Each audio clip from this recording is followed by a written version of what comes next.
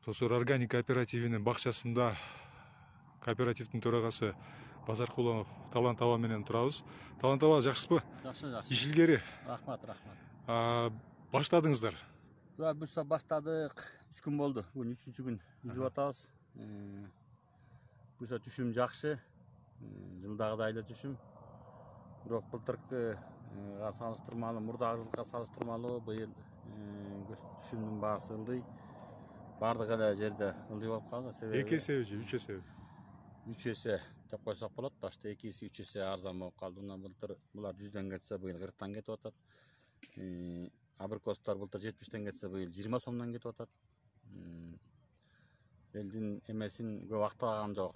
Эмгеги бааланбайт. Бул коңшу Казакстанда да өрүктүн көлөмү көп болгон үчүн байланыштуу. Бул Казакстанда былтыр өрүк жок болуп, жылга өрүк аз экен. Быйыл Казакстанда эле өрүктүн көптүгүнөн бияктын баасы Казакстанда 100 тенге болуптур быйыл өрүк. Бааны алармандар 100 тенгеден деп.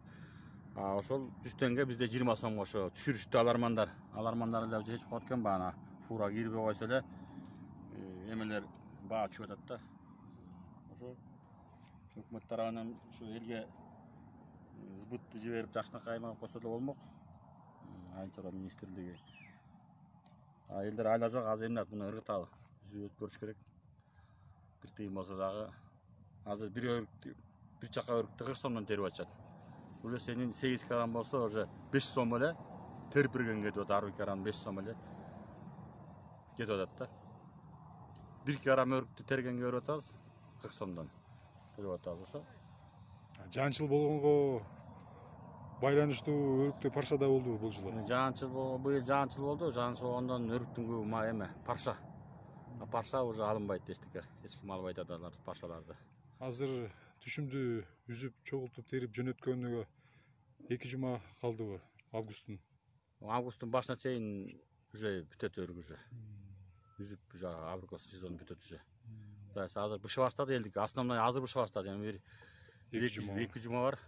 Билем, азыр 20 сомго түштү баштаган элем, азыр канча алынбай да калабы деп коркуп атабыз өрүктөрдү. Эми эмне сабырдуу болуш керек да, эмне азыр түшүмдү буйруган Кудайым берекесин берсин түшүмүбүзгө. Ошону алган түшүмүбүздүн берекесин берсин. Эми Кудай буйрса, Койко тарабынан дагы жакшы долбоор келди. Мына 2-нчи жыл иштеп атабыз. Койко долбоору менен Тосорго $200,000 инфраструктура келип атат. Мына азыр Кудай буйрса $35,000 халалдыкты коюп беришти. Мына халалдыкты Кудай буйрса иштеп турат азыр. Коем дегендер болсо коюш керек. Болсо күздө алмак ийребиз. Эми Кудай буйрса сентябрь айы менен сок чыгарган $160,000 сок чыгарган заводду келатат.